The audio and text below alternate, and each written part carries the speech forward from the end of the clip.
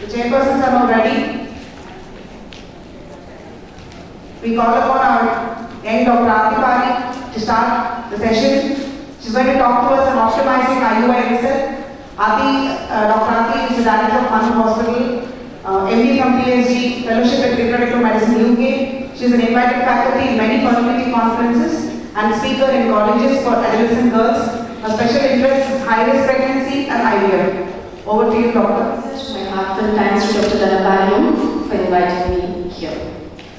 Knowing the fact that the natural don't exist above the natural or normal fecundity rate, we are trying to give you certain factors by which you can give your maximum support and success to your patients so that you can give maximum benefit to them.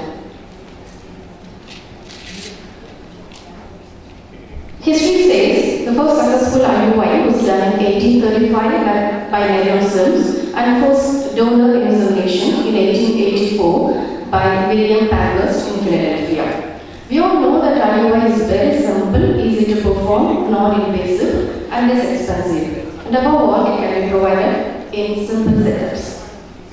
The rationale is to increase the gamete density at the site of fertilization, at least near the oocytes during the time of ovulation.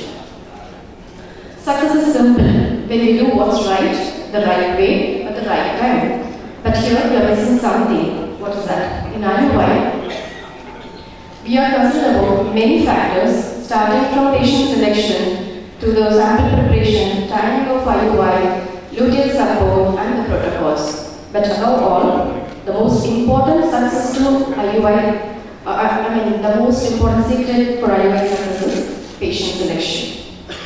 So for this, we need to do a little bit of pre-IUI workup, where we need to take a history of both the partners, examine both of them, a complete semen analysis, which I need a complete morphology assessment as well, plus a tubal patency by either HSG, or if you have any doubt, you can go for diagnostic hysterosalpingo and then confirm ovulation. Even in this ovulation, you can proceed because we are always stimulating the ovaries for ovulation, so that we can identify the good candidates for IUI and to know in whom it is contraindicated. So the major indications for IUI are mild male factor infertility, unexplained infertility, ovulatory dysfunction, mild endometriosis, cervical factor, coital problems, and immunological factors. And indications for donor sperm IUI are azoospermia, severe OAT, persistent failure of HC, severe RH ionization, and hereditary disease in male partner. So when we select the correct patients, we get good results. So evidence-based medicine says we get maximum success in patients with unexplained infertility, cervical factor infertility, and ovulatory infertility, and donor IUI. Whereas these are the patients where it is contraindicated, so definitely if you do IUI for them, it's going to be a failure. Like severe male infertility, tubal factor, tubal pathology, pelvic adhesions, and severe endometriosis. So the second one is to understand the case, both the husband and the wife. The age of both women and men is considered an important factor in designing the IUI success, because those days we are talking only about the age of the women. Even now, women are given more importance, but the age of the men is also getting more and more importance nowadays. Duration of infertility, more than 5 years, they say IUI success goes down. And ovarian response, if she's going to be a poor response women, IUI success will go down. And endometrial response is equally important, but because that determines the pregnancy rate per cycle. And AMH and FSH, it indirectly tells about the ovarian reserve and the quality of oocytes.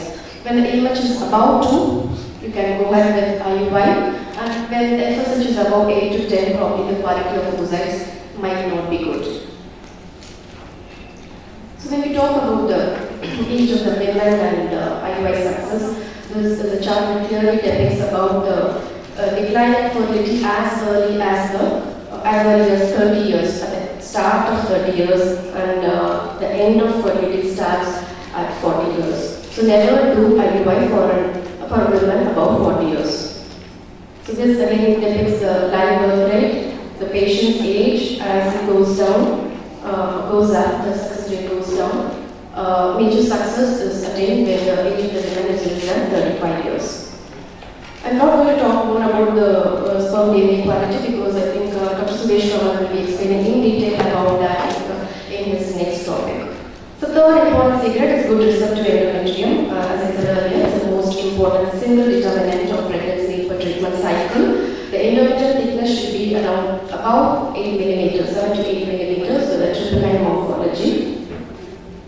So now we know when we have young patients with good crop of pre-ovulatory follicles, a good endometrium above 7 mm, and a male with good post-mortem sperm count, we will be getting good success in IUI. Considering the male, as I said, age is gaining more and more importance. I read it as 45, less than 45, but when I read a paper today morning, there is a recent paper in 2014 by American Urology Association where they have done a study comparing the age of women and men for IUI success, where they have quoted the mean ages less than 36 for women and less than 38 for men. Probably it should be less than 40 then. And it should be, the sperm count should be at least more than 10 million pre-wash and 5 to 10 million post-wash because we know less than 5 million directly we need to go for HC. And morphology, again, when the morphology is less than 4, fertilization is going to be difficult, so IUI success will be less. And about DNA fragmentation, again, more and more studies out there, we need to look upon that. If you are having mild male factor but not gaining success, probably we need to look for DNA fragmentation as well. And probably to rule out unexplained infertility, and probably it should be added in pregnancy loss also because DNA integrity is a must for fertilization and pregnancy outcome. And sperm survival for 24 hours should be more than 80%. The fourth important point is individualized ovarian stimulation protocol. We don't mind what protocol you use for your patient. It depends on the fertility specialist and the patient. But always induction cycles give better results than spontaneous cycles.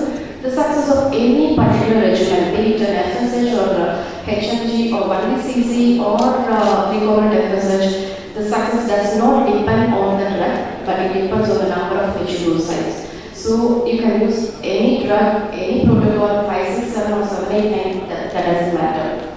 Follicle monitoring, I always advise please do it yourself so that you know what stimulation are used. You can select the dominant follicle according to that and give trigger. And probably before doing IUI, you can always check ovulation when you are doing it yourself. The follicle size more than 14 millimeters on day 8 to 10 indicates dominant follicle. In spontaneous cycle, pre-ovulatory follicle size is 18 to 22 millimeters. In CC-induced cycle, it can be triggered when it is around 22 to 24, and non-chopping-induced cycles 16 to 18 millimeters. These are the signs of follicular rupture. I think everyone knows that, so I'm skipping the slide. The timing of IUI is very important. Ovulation is expected after 24 hours of endogenous LH surge and approximately 36 hours after HCG trigger.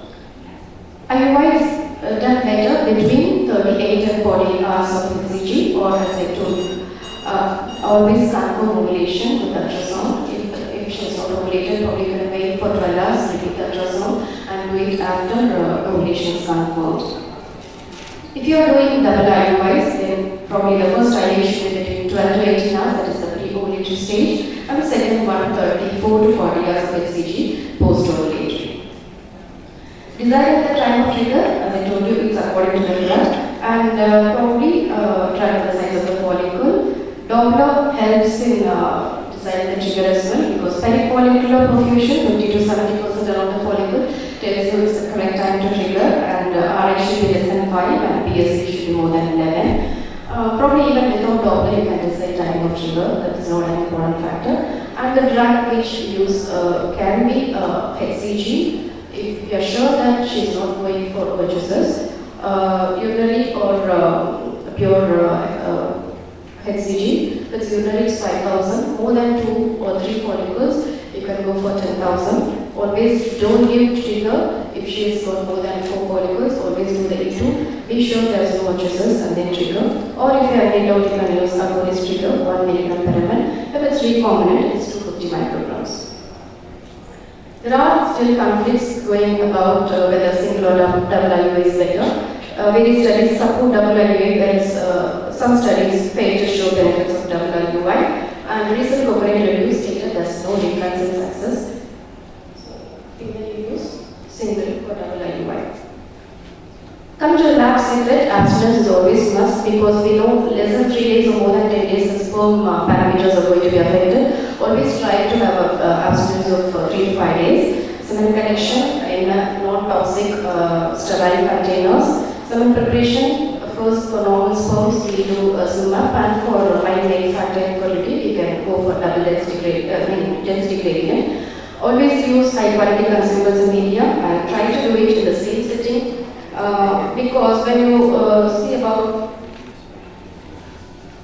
when you talk about the success in next slide please, in the details of technique, we say that in the target time, that is from the time of collection to time of insemination, if it is less than 90 minutes, the success rate is good. So when you are doing the collection somewhere, preparing the sample somewhere, and if you are transporting the semen for examination to the hospital, then definitely the success will go down because the time is going to take a long way. And lower the catheter 1 week when you are ready for examination. There should be no free space or dead space. You can have a mild tender position, and you can use any type of catheter. There's no changes in the catheter type or thick or rigid or soft, which is going to give different results. All are same.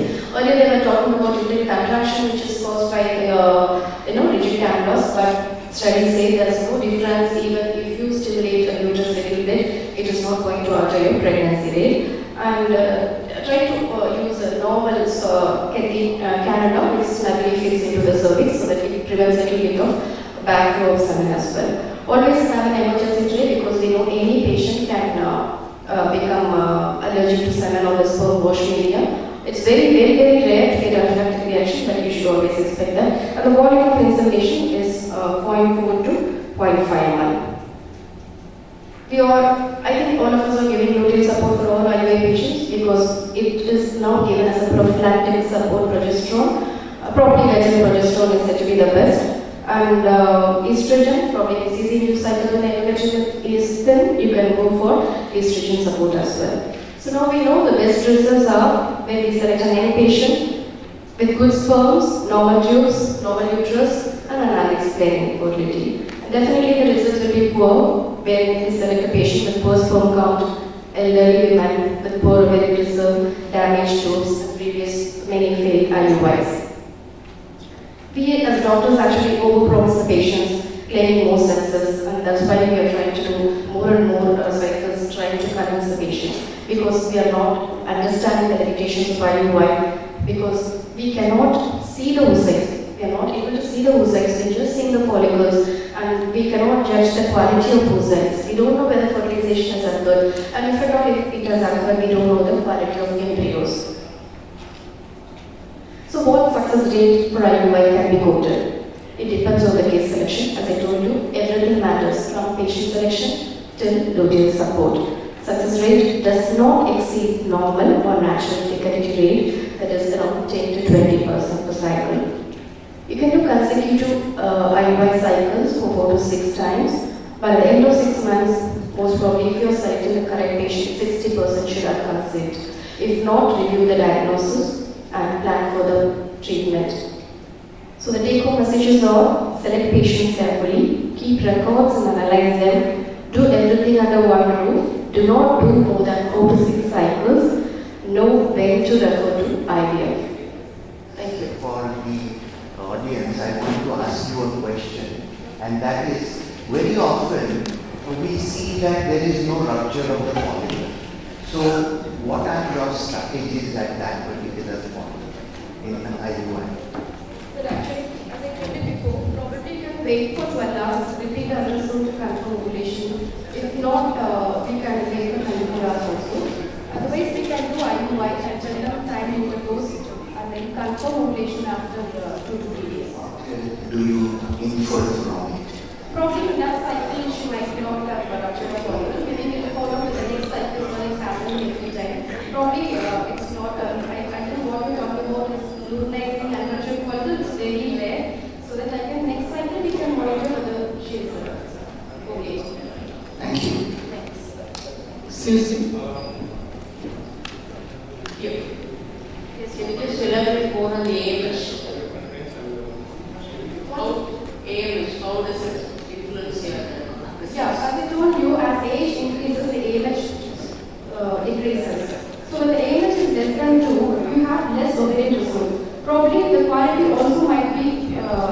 not good at that time. And probably you're wasting the oocytes with IUI. Probably that time you should go for IVF rather than doing IUIs. And nowadays we are getting more and more premature ovarian failure. Though age is not a factor. Even young patients get less ovarian reserve and very less AMH. So we need to consider that part as well before proceeding for IUI. Parthi, Yes, another question. Can you explain the FSH and gonadotropins in the early stages for IUI dosage and everything? FSH hormones to be used, ma'am? Yeah. As I told Stimulation. I think, yeah. Clear FSH alone?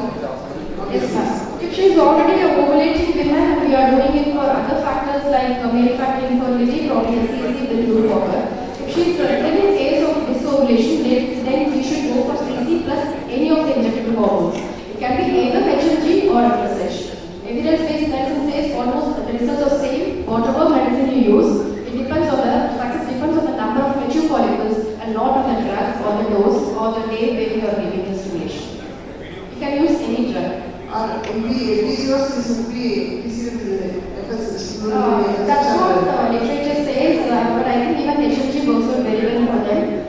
Maybe senior colleagues here can give you a suggestion whether FSH only should be used with PCOS. And the HMG and the HMG are getting from which day after HMG, ma'am? So can be started from 5th day or 7th day depending on the stimulation protocol what we are planning. Is there any category for the follicle size minimum of at least 10 millimeters like that? Sorry, ma'am? Follicle size. Yeah, follicle size, when you are using injectable hormones you have done, then you can start from 5th day also. Sure that it's an unruptured for utilizing follicle, then we have to move on to advanced ART procedures. And regarding the success items, the success rate is always better when you do IUIs after undergoing ovulation. Now we go on to the next topic. Thank you, Ashi. Any occupied? Thank Dr. Dhanavagyan. Thank you. Thanks to the hospital, Box, for inviting me here for this presentation. I've been associated with Dr. Dhanavagyan for almost 20 years. It's a great feeling to be here in the 25th celebration, Philogenic celebration of Sudha Hospital. I'll be speaking on semen analysis and sperm preparation techniques. And sperm preparation techniques for IUI IVF. Semen analysis is the most important test for assessing male fertility.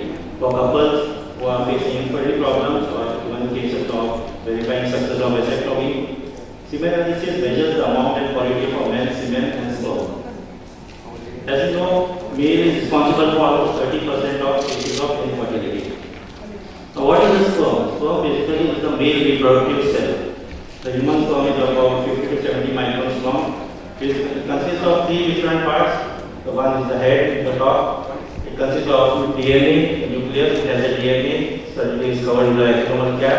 The midpiece contains mitochondria, which provides energy to the sperm, and the tail to help the sperm in movement, to reach it to the oocyte.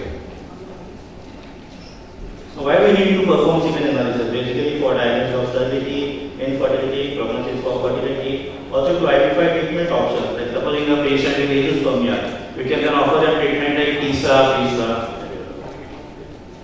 We are using the standard WHO manual 2010 for standardizing procedures. With the semen analysis form of Sudha IVF Center, I will be going through each of these parameters. Now, semen collection basically should be collected in a free-form, sterile, non-toxic, white-form container, have a sexual abstinence of 3 to 4 days. When you are performing fertility testing, 2 or 3 samples are usually tested at 2 weeks interval, with 2 abnormal samples considered significant. There are different methods of semen collection, masturbation by condom. You can use non-lubricated, non-toxic condoms, which are available now, or by Goiter's interrupters. Some of the precautions which you need to take during semen collection is preferably ask the patient to collect at the center itself, so that within half an hour you can analyze the semen sample. Need to absolutely dry conditions. Many times advise the patient to wash his hands with water, but be careful that he dries his hands. So even if a drop falls in the container or in the semen, the sperms will die. You will get wrong results. Also, you have to ask the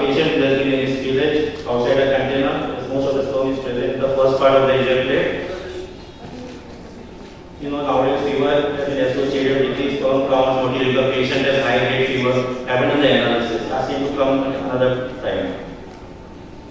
Labeling of semen sample of the sample, the content are very important. This is a WHO 2010 reference manual. The lowest reference values for volume is should be around 1.5 ml. The sperm count should be more than or equal to 15 into 10⁶ 15 million per ml. Total sperm count should be around 39 million per ejectate. The total motility should be around 40%. The progressive motility should be around 32%. This includes both the rapid as well as the slow progressive. Vitality should be around 58%. Morphology should be around 4% should be normal forms. The leukocyte count should be less than 1 million per ml. These are different terms what we use. Normospermia, that means normal semen parameters. Aspermia means absence of semen in the ejectate. Oligospermia is the count is less than 15 million. Severe oligospermia is the count is around 1 to 2 million per ml. Oligospermia where the motility is lower than the normal values. Steatospermia where the morphological normal forms are less than 4%. And other terms used that is severe oligosteatospermia. Logospermia where you find 100% round heads. Aidospermia where there is total absence of spermatozoa in the semen. Cryptospermia you find very few sperms in the ejectate. This can be identified only after centrifugation of the sample. Another is polydospermia. You find the sperm concentration in excess of 350 million per ml. Another category is the hematospermia. You find RBC in the semen. These are factors which will be analyzing in semen analysis, macroscopic as well as microscopic. So microscopic examination includes appearance, infection time, volume, viscosity, pH. The volume, if it is abnormally high or low, it is a problem with the axillary glands, seminolesicles and prostate. Normally the semen is very opalescent in appearance. If there is so big, maybe there is a low concentration of sperm in the semen. If you find it reddish brown, there is probably presence of blood cells. The liquefaction time is normally around 30 minutes. Can even test the viscosity with the string test. pH normally is alkaline, that is to protect the sperm from acidity of the vaginal fluid. If the pH is acidic, then there can be a problem with the seminolesical function, can be due to infection. This is the biochemical test. Fructose, normally we do it. Normally the fructose is the sugar for the sperm. If sperm is present, fructose is always positive. If it is negative in certain cases, there is obstructive azoospermia. If there is a block in reproductive tract, at the level of epidermis, fructose will be positive and the pH will be alkaline. However, if there is an absent Wahl's difference, fructose will be negative, there will be an acidic pH. The microscopic examination, these are the parameters what we analyze: the sperm concentration, the motility, illumination, pus cells, immature germ cells, and even morphology. Normally we use a Mancler chamber for counting the sperm. It has got the grid has got around 100 squares. We put a small drop of semen on the grid, and immediately the grid is on the cover slip. You count any 10 squares. You go from left to right. You count the motile sperms. You count the non-motile sperm. This way you can calculate the total count, the motile count, and non-motile count. These are various advantages of Mancler chamber. Both motile and non-motile count can be recorded. Also you can use a regular semen sample, don't need to dilute the sample. There are different motility parameters, progressive motility, where this includes both the actively motile sperm as well as the sluggishly motile sperm, and the non-progressive motility where there is no forward movement, and then the immotile sperm. Morphology is also another very important criteria. Nowadays you get ready-made slides which are pre-stained